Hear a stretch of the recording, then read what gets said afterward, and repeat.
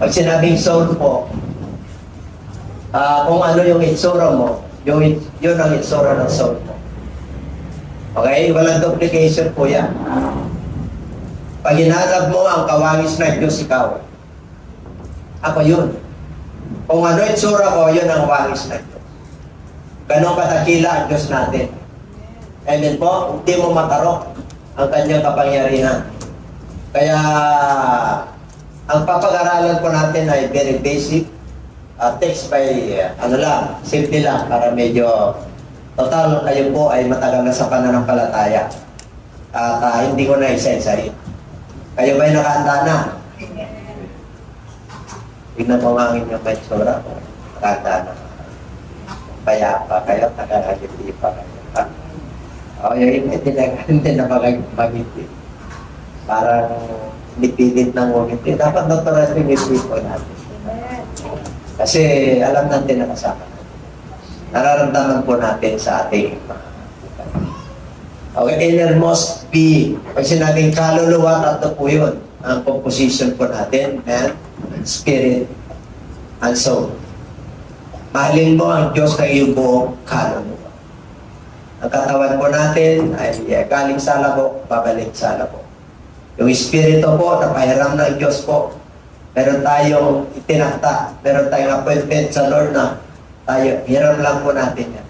At kukunin yan anytime. Kaya wala pong makakapagsabi na yung buhay niya po ay mamaya, bukas, susunod na buwan. Ang Diyos lamang po ang may control niya. Okay? Kaya doon po tayo sa kaluluwa. Ang kaluluwa po ay magkaiba sa espiritu. May espiritu ng tao, may espiritu ng demonyo, may espiritu ng mundong ito, at may espiritu ng Diyos. Yung espiritu po natin, hininga ng Diyos yan. Bigay ng Diyos sa lahat ng sangkatauhan. Kaya tayo po ng mga mananampalataya ay ang buhay po natin, yung ating kaluluwa ay buhay. Pag hindi nananalig ang isang tao sa Diyos at sa kanyang salita, at walang gabay ng banal na espiritu, ang tingin ng Diyos yan, skeleton. Walang kaluluwa. Payat yung kanyang kaluluwa. Kaya sabihin mo sa iyo, katabi, mapalad ka. Pusog yung ating kaluluwa. Amen? Hindi po paralisado. Kumikilos. Kaya kung nalulumbay ka, nalulumbay yung inner being mo. Yung emotion mo, kaluluwa po yun. Okay? Kaya dito po. Bakit? Bakit kailangan natin malaman para lumalim po tayo kung paano po natin pupurihin ang Diyos sa ating mga kaluluwa? Kasi pinupuri lang natin ang Lord sa ating outward, sa nakikita natin. Sa pamagitan ng kamay. Okay yan, expression po yan. Pero yung kaluluwa, yung kaibuturan po, yun yung tatalakayin po natin. Kailangan mapuri natin ang Diyos. Bless, O Lord, O my soul. Purihin ka, O Diyos, sa aking kaluluwa. Hindi lang sa katawan, hindi lang sa espiritu, kundi sa kaluluwa. Kayo ba'y nakahanda na? Okay, palapagan natin ang Diyos. Tingnan po natin ang verse 3 of 10. Okay? Bless the Lord of my soul. Purihin ang Diyos sa aking kaluluwa. Bakit po? Huwag nating kaligtaan ang kanyang mga benepisyo. Lahat ng kanyang kagandahang loob. Ang Diyos po ay maganda ang kanyang kalooban kahit na tayo po ay sumusuway. Yan. Huwag raw nating kaligtaan ang lahat ng ating mga benepisyo. Yung kagandahang loob ng Diyos. Kaya kailangan ng iyong kaluluwa ay magpuri sa Kanya. Verse 3. Siya ay forgive all your iniquities. Nagpapatawad sa lahat ng iyong kasamaan at nagpapagaling sa lahat ng iyong mga karamdaman. Yan ang Diyos natin. Kaya marapat lang na purihin natin ang Diyos sa buong kaluluwa natin. Tuloy. Siya ang tumubos sa ating buhay mula sa pagkapahamak. O crowns you with loving kindness and tender mercy. Binigyan niya po tayo, mga kapatid, ng karangalan, ng kanyang kagandahang loob, at ang kanyang pagkahabag. 5. who satisfies your mouth with good things. Nilagyan niya yung ating mga bibig na mabubuting bagay.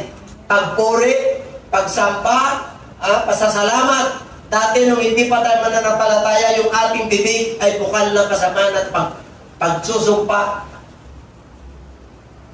Ano ba? At pagsisinungaling. So that your youth is renewed like the air. Kaya kahit na ganito na po, ang ating edad, ang ating pananampalataya ay tulad sa agila dahil sa kagandaang loob ng Diyos. Okay? The Lord executes righteousness and justice for all who are oppressed. Okay? Anong verse yan, sis? Ang Panginoon ay nagsasagawa ng matuwid na gawa at ang mga kahatulan ukol sa mga lahat ng naapi.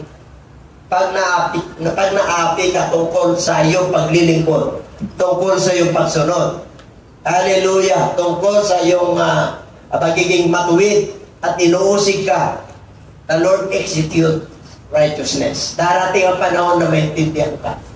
Bakit po? Siya po ang magpapakita sa kanila kung sino ka. Kung sino yung Diyos na sinasamba natin. And justice for all who are oppressed. Yung mga naapi. Sino naapi rito? Sino umaapi rito? Dalawa yan. Ha? Tingin natin sa sarili natin, pinagpala na? Hindi po.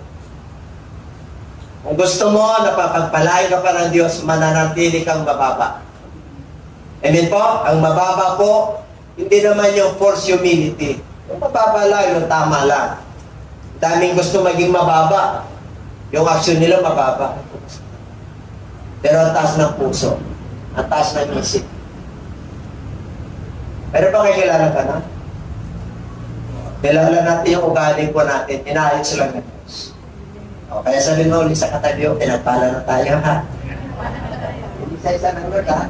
Kaya may justice sa mga inaapi. Kaya pag inaapi ka, may justice ka.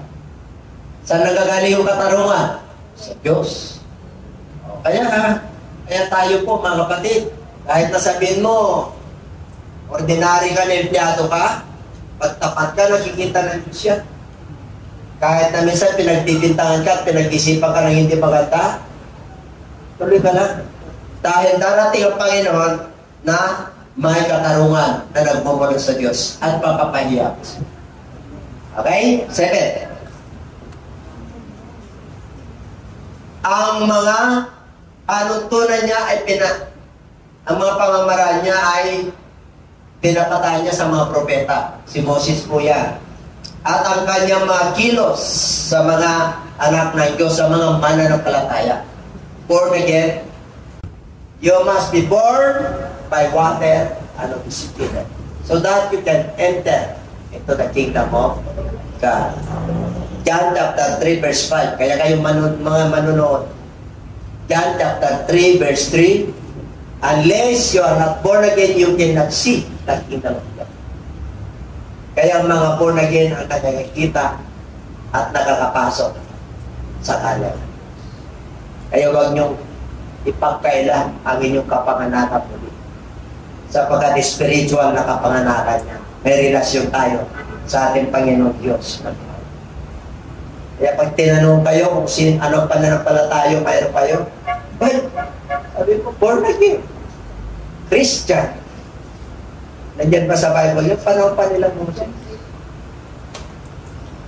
Gusto niyo malaman? Sa Corinthians. Noong tumawid ang mga Israelita sa Red Sea, sila po ay nabautismo. Amen? At pagkaaraw may haliging ulap para meron silang tabing. At pagkagabi, walang ilaw may haliging apoy para meron silang tanglaw at tiwala. Ganong katindi ang Diyos natin sinasabi. Kaya kung problema mo lang pizza, kapatid, huwag kang mag-problema. Ha? Kung pera lang, huwag kang mag-problema. Nag-7 na tayo. Inisa-isa na ng Diyos ngayon. Number 8 na. Verse 8. punong-puno ng biyaya. Punong-puno ng habag ang Diyos. Ano raw? Slow to anger and abounding in mercy. Ang pagkagalit niya ay, ano? Panayan. Kaya kahit na ikaw ay nag-apura, panayan pa rin ng Diyos. Kahit na habol ka ng pera at kabuhayan, panayan pa rin ng Diyos. Relax ka lang, sagot kita. Yan ang sabi ng Diyos. Amen po?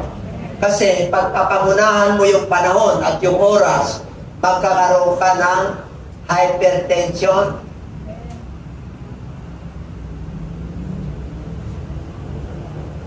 Pagkising nyo pala, tignan nyo na yung kalangitan. The heavens declares His glory. Kung meron kang pinagdadaanan, just see the goodness of the Lord. How wonderful our God is. Amen? At mararamdaman mo yung strength at pagpapago at pag-asa na yun. Punong-puno siya ng habag. He will not always strive with us, nor will He keep His anger forever. Siyempre po, espiritu siya. Hindi siya laging nakikipag-ugnayan sa atin.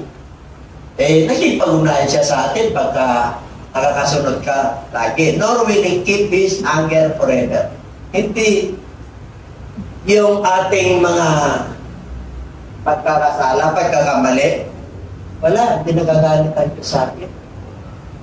Forever. Kailan may judgment yan. Sorry. Kung nandiyan ka, pinakita ko na sa iyo ang lahat ng goodness ko, lahat ng kagandahan loob ko, yung tigas ng ulo, di nakikinig sa katwiran ng Diyos. Amen? Verse 10. He has not dealt with us according to our sins. Hindi siya nakikipag-deal ayon sa ating mga ginawang kasalanan. At hindi tayo pinaparusahan ayon sa ating mga kasamaan. Kaya kung tayo po ay nagkakamali, huwag mong tingnan yung iba na mas malaki ang kanyang pagkakamali. Mas malaki yung kanyang kasalanan na nagawa.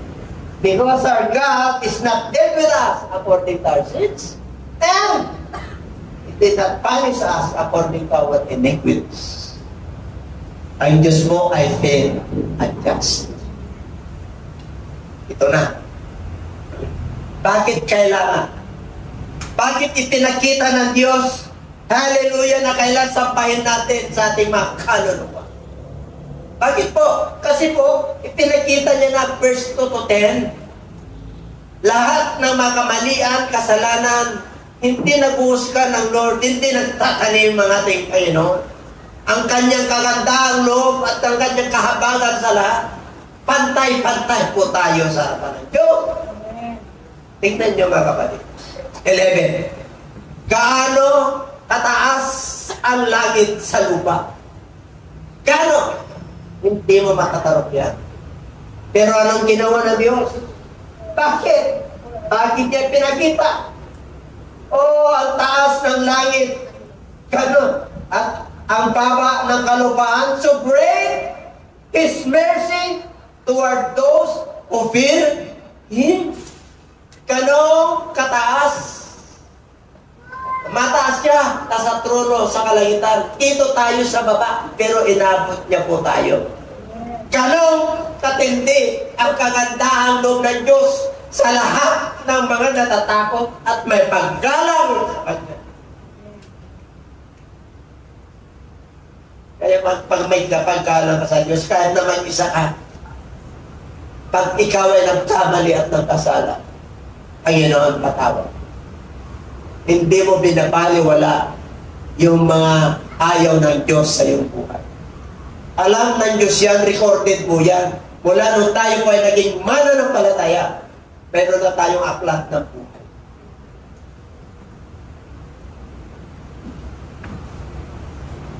Verse 12. Gaano kalayo ang silangan sa kanluran. Ganon, katindi ang ating Diyos na alisin ang lahat ng ating kasamahan at pagkakasala. Kaya huwag mong i-condemn yung sarili mo kung mayroon ka man nagagawa hanggang ngayon. Dahil our God is not a condemning God. He is a merciful God. Full of grace. Punong-puno po siya ng biyaya. Eh, pag ang Panginoon ay nangungusap po sa atin na humayo po tayo. Grabe ang kanyang kagandaang loob. Inatulad sa taas ng kalangitan at sa kailalim, sa kaibabaw sa lupang ito. Ganyan ang kanyang kagandaang loob. Taas at layo as far as the east from the west. So, far has He removed our transgression from us. Mapula ang ginagawa mo sa Kanya, maitim ang iyong buti.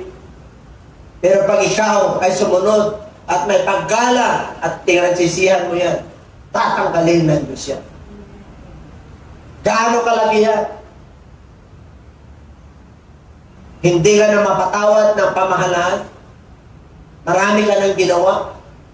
Hindi ka na mapatawad ng lipunan. Ang mamahal mo sa buhay. Pero ang Diyos ay naghihintay. Amen?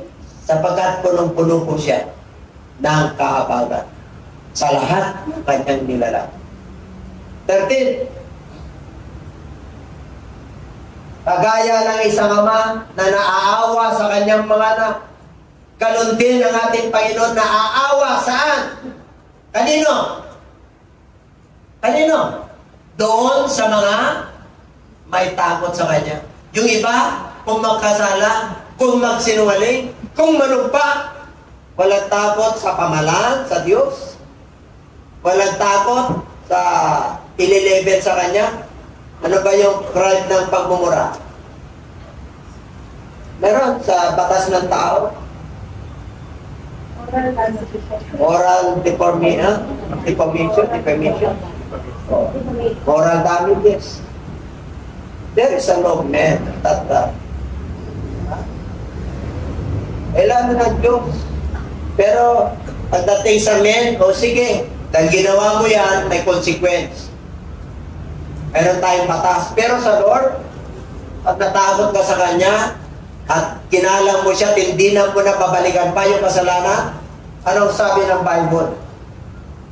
Kung ang tatay na naaawa sa kanyang anak, physical yun, biological parents yun, how much more ang Diyos na lumikha sa atin? Sa lahat ng may paggalang at sumusunod sa Kanya at may takot, ano ka naman? Kukupin ka muli ng ating Panginoon.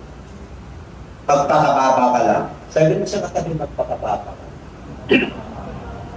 Kaya dapat lang na purihin natin ang Diyos sa ating buong kaluluwa.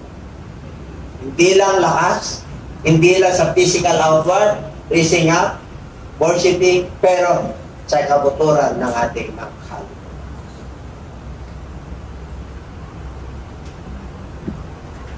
How? Paano?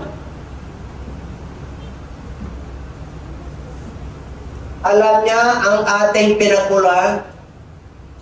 Naalala niya na galing tayo sa labo. Grabe ang Diyos. Ano pa? As for men, his days are like a grass, as a flower of the field, so he flows. Inantulad ng tao na ang kanyang panahon o kanyang araw ay tulad sa damo. Na ang kanyang bulaklak sa parang ay namumukadkad. 16. Darating ang hangin, lalanta at nawawala, and it will come to pass at mangyari. And its place, remember it no more. God will make you happy. Yes. He is the answers of my everything. He is my Lord. He is my Savior. He is my healer. Ganun kabuti ang Diyos. Tapos pinagpapalitan natin sa ating mga. through your financial. Your soul and your body, yung health mo na deteriorated, God will lift you up and God will heal you. Yung bankrupt na pagin mo, God will pour out the blessings and provisions of God coming from heaven. Alam niyo mga kapatid, sometimes nagpo-focus po tayo sa mga bagay naman. Yes, mahalaga po yun. Pero yung halaga po nung compare to our God, nothing. Kaya sana po, magkaroon po tayo ng tinatawag na disiplina sa ating sarili. Sinasabi ko sa mga po ko, gusto nyo umasin sa buhay, discipline yourself. Discipline your time. And pray every day. Every day you pray. Every day you open your Bible and meditate. Day. Tulungan ka ng Diyos na makatawid mo. Everybody say,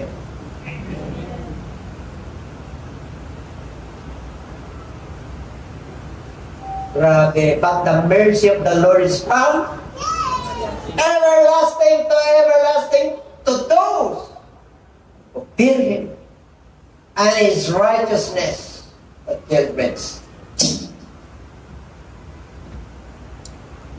Minahal mo ang Diyos, sumusunod ka, may takot ka, pag gumagawa ka ng kasalanan, napukundik ka. Ano sabi niya? The mercy of the Lord is everlasting from everlasting. Walang hanggan yan. Nagkasala ka ngayon, humingi ka ng tapat, magkasala ka, magkamali ka kayo noon. Everlasting to everlasting. Amen po? Hindi na makapwera ng Diyos, pati yung mga kapwa-buhay. Kaya tayong lahat dito, mga kapatid, sabi mo sa katabi, sunod ba? Kahit na may mga pundo, may mga bagyo sa buhay natin. May ang pinagdadaanan natin karamdaman, problema sa pamilya, relasyon sa asawa, sa mahal natin sa buhay. Yes po. Hallelujah.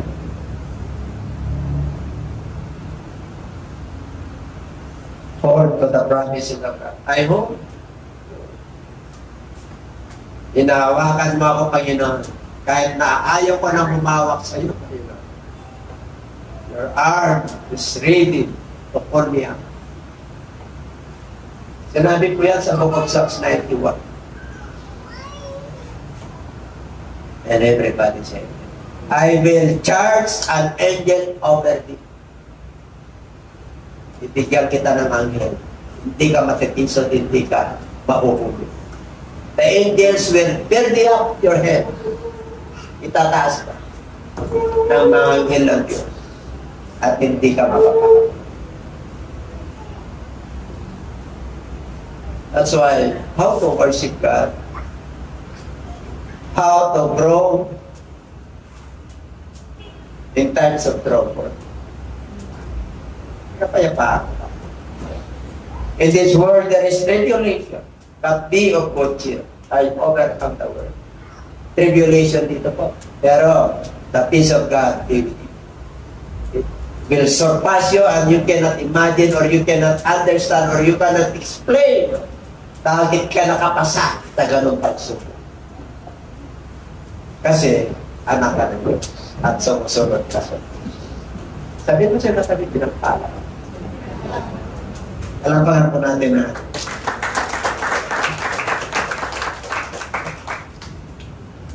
malapit na. Hanggang 22 po yan. 18. Ang kanyang tipan sa kanyang mga anak ay iniingatan ng Diyos. Kung ano sinabi ng Diyos na pag ikaw ay sumunod sa Kanya, papagpalain ka. Tipan na yun sa atin. What the promise of God is? Financial ang gusto mo? 8:18 of book of Deuteronomy. I will give you wisdom and knowledge to acquire to-acquire wealth. Tinanong sa akin nung kinasal ko kahapon. Sabi niya, bakit yung mga walang takot sa Diyos, sila ay mayaman? Parang ibig niya sabihin, bakit tayo nananalig sa ating Panginoon? Hindi naman tayo ganang mayaman. Ano sinabi ng Bible? Mahirap pagarian ng Diyos ang mga mayayaman. Inihantulad niya sa kamilyo ng mayayaman. Ang kamilyo ay napakahirap, ay makakapasok siya sa needle's eye. Pero yung mayayaman, hindi makakapasok. Anong ibig sabihin? Ang pinaka-context po noon, ang sabi ng isang binatang mayaman, gusto kong sumunod. Anong sabi ng ating Panginoon? Gusto mong sumunod? Sige. Umuwi ka. Ibenta mo ang iyong mga riyan. Ibibigay mo sa mga mahirap. At sumunod ka sa akin. Madali ba yun? Nagpayaman siya ng nagpayaman, di nagbibigay ng tithes niya. Di siya sumusunod sa Diyos. Payaman lang ng pagpayaman. Hinanap na niya ang katwiran ng mundong ito, yung kung ano, tubod. Abroad siya, ginawa niya na, hindi pa rin siya kontento sa kanyang buhay. Hinanap niya ngayon ang kakontento sa kanyang buhay. Samantalang nangangaral ang Lord. Gusto kong pag-arian ng Diyos. Ano sabi niya? Oh, nagawa mo na? Yung 10 Commandments? Nagagawa ko na lahat. Sumunod. Sa batas ni Moses. Pero kapag hindi nagawa. Bakit? Isinulo mo yung kayamanan mo. Hindi mo ako pinartner. Ngayon, yan ang kahinaan mo. Yan ang kukunin ko sa'yo. Titignan ko kung magtitig mo. Amen? Kaya ganun po, sinabi ko sa kanya, nasa Bible din. Kaya hindi tayo pinapayaman. Kasi, nakapokus ka sa mundo ito. Parang hindi ka na mawawala sa mundo ito. Trabaho ng trabaho. O, ang dami ka ng naimbak. Sino magiginabang? Pag nagkamali ka, baka hindi balak mo. Pag nagkamali ka, hindi mo pamahal sa buhay. Pagka nagkamali ka, hindi ka nagtatak, kukunin lang ng gobyerno yan. Pag nagkamali ka ng hatian, pag-aawayan ka ng korte yan, yung mga anak mo. Kita nyo? Yung yaman na inimpak natin sa mundong ito, hindi masama. Ano sabi ko sa kanya? Pwede kang payamanin ng Diyos kung kaya mong kontrolin ang sarili mo, naunahin mo ang Diyos sa buhay. And everybody say it. Sabi mo siya katabi, may magkatabi. May iba niya makangiti kasi nanap nila yung literal na yaman. Yung yaman po na puhunan natin pananampalataya. Pag-asa at pag-ibig. Yun yung puhunan. Isang araw, yung pananampalataya mo yan, kung magawa ka ng matubig, paggalang at takot sa Diyos, i-bless ka talaga ng Diyos. God cannot withhold His promises. Hindi niya pwedeng pigilan yung kanyang pangako para sa Diyos. Kasi sumusunod siya.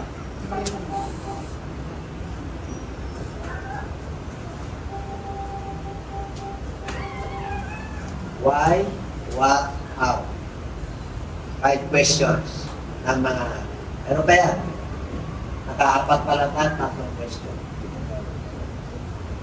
The Lord has established His throne in heaven and His kingdom rules forever. All. Tingnan nyo. Tayo nilikha ng Lord dito sa lupa. Itinatag ng Diyos ang trono niya sa langit. At ang kanyang kaharian ay magrurul o mangingibabaw magpakailanman sa lahat. Lupa, sa kalangitan, sa kalaliman. 20. Bless the Lord, you His angels. Kita mo? 2. Ano pa bang question dyan? Wala. May mga question yan eh. Di mga question yan eh. Ha? Wala. Apat na question pala. Meron pang naiwa? Okay. Hanapin na natin ang ating Lord. Ayun pala pag na pinagpala. Bless the Lord, joy sa angels. Sa langit dito Excel. Nangingibabaw sila, yung strength nila. Gumagawa rin at nagkampanan din na yung mga anghel ang mission nila sa Lord. Who do His word. So, ibig sabihin may mga anghel pala na hindi gumagawa ng kanyang salita. Anghel na yun Kaya si Lucifer binulit dito Bakit po? Ay hinikitan niya yung lumika sa kanya Kaya binulit siya rito. Diba may tao rin kanya? Pag pinagpaalala, tumatagos na yung imagination niya doon sa kalangitan. Nauntong. Daming ganyan. Ang pagpapala po ay gospel.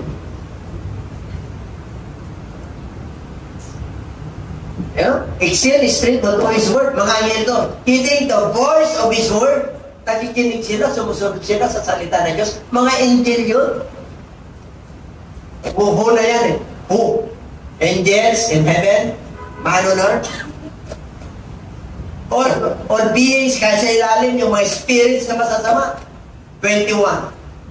Bless the Lord, all you, His host, you ministers of His, who do His pleasure. Bless the Lord. Lahat kayong mga hukbo. Yung mga ministers, yung gumagawa. Yung nag-i-evangelize, yung nangangaral, tayo po yun. Yung mga humayo of His, who do His pleasure. Yung mga gumagawa ng kanyang kasiyahan. Paano mo pasisiyahan ng Diyos?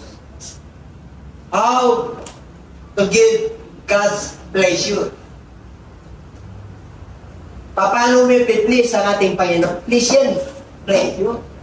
Enoch, hindi siya nakaranas ng kamatayan because he pleased God. Amen? You please God. Kailangan lugurin mo ang Diyos sa lahat ng areas ng buhay mo, sa profession mo, sa karir mo, sa trabaho mo, sa pamilya mo, sa ministry mo. Sa paghuhugas mo, sa paglalaba mo. Para magiging magaan ang buhay mo. Sa paglalaba mo. Di ba?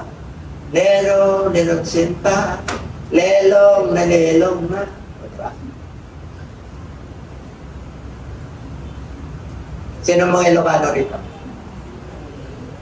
Wala? Ayan. Panpantay, tortoroti, ayan.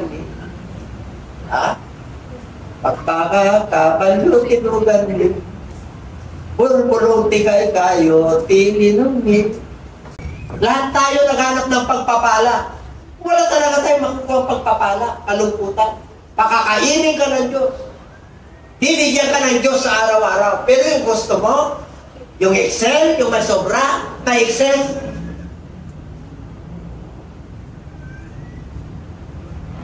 Amen?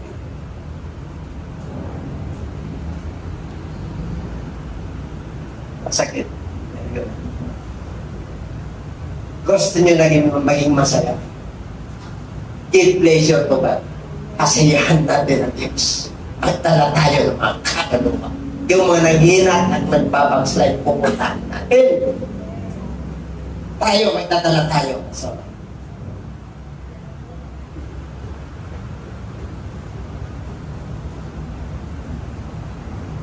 hindi kayo magdala.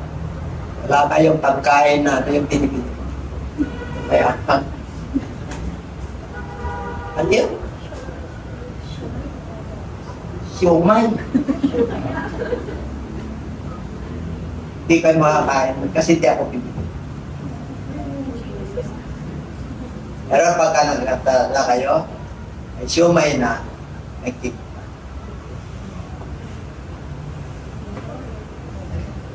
Hindi ko kayo sinusubulan. Ano ang puhunan ni Bilyar?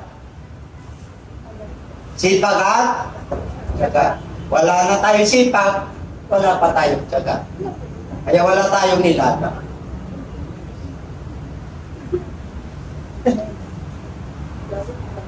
Ano ko na ito ba? Hindi tayo papalipatin na ito. Kasi magpapagtaan na ito.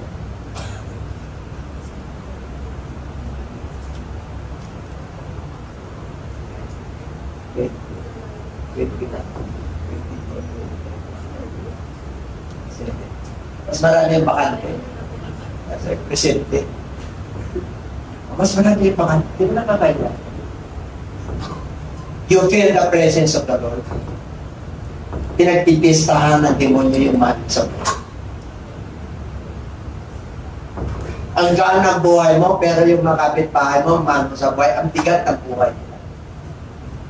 Kaya nga pinakaanan ng Lord para may patuto ka sa buhay. Ika, yung nararamdaman mo na yan, ganun din ang kalagayan ko na. Pero nung ako'y lumapit sa Diyos, pinagalan Diyos. Nung ako'y natuto na manalangin at umayo, nalugod ang Diyos sa akin. Kaya narating ko ito.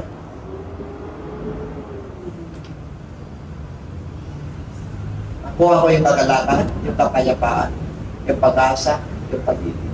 The fruit of the Holy Spirit manifested in me. The gift of the Holy Spirit dwells in me. And I bless the Lord in my soul. And I feel Him. I guarantee you that God is with us, not only with us, but within me. Not only in my body, in my heart, but in my soul. Tanong ka dito, yung aking pagpuri at pagsambas. Dapat gano'n na ito tayo. Lumalalim na ito tayo. Alam na natin sa kanyang pala.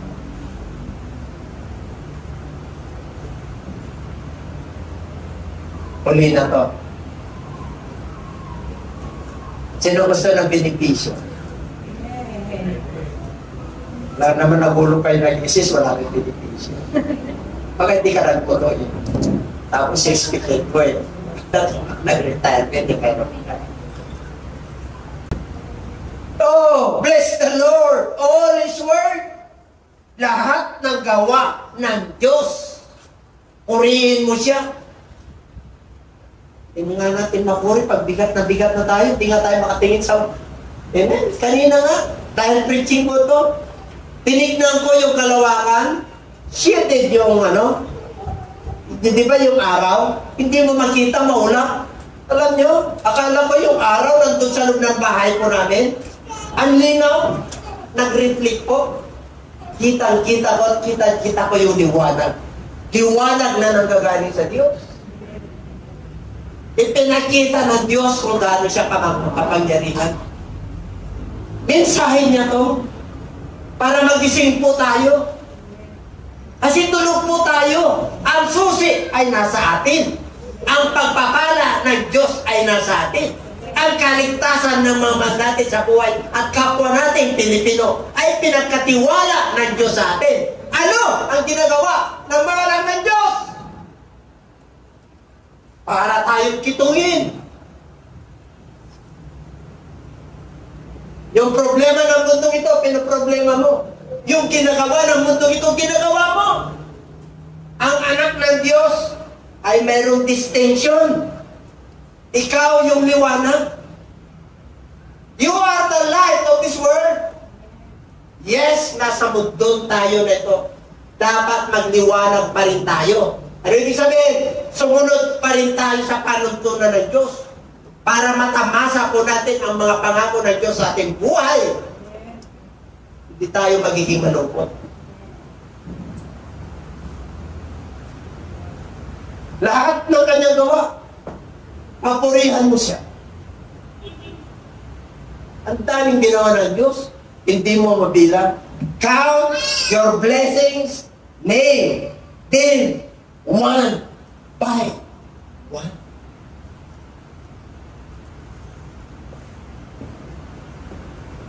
Bakit hindi tayo makapagpasalamat sa Lord?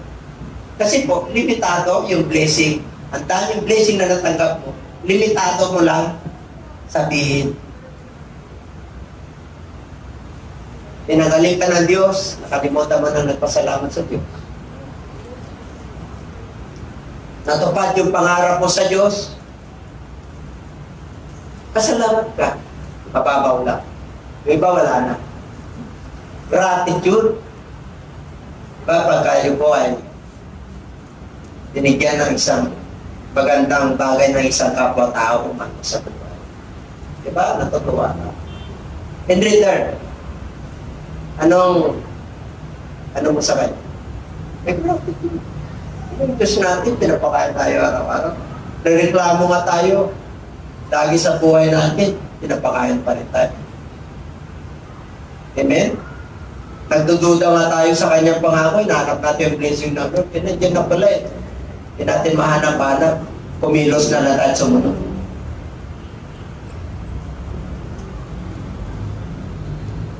Bless the Lord in all, saan daw? In all places. Ito, sa kalye, sa jeep, sa sasakyan, sa bahay mo, sa kwarto mo, sa prayer room mo, sa bed mo, all places.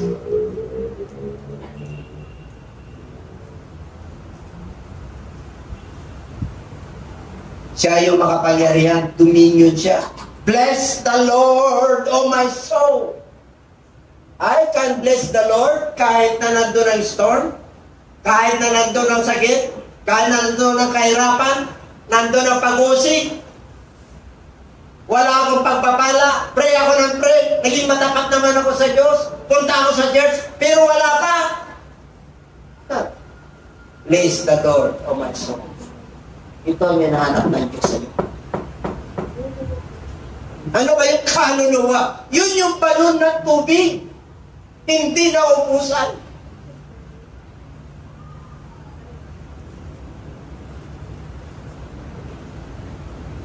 Ano sabi ng Lord? Sino man lumapit sa akin ay hindi na siya magugutom. Sino mang manampalataya sa akin ay hindi na mauuhaw. Because you bless the Lord not only in your body, not only in your spirit, not only in your blessing, but deep in your soul.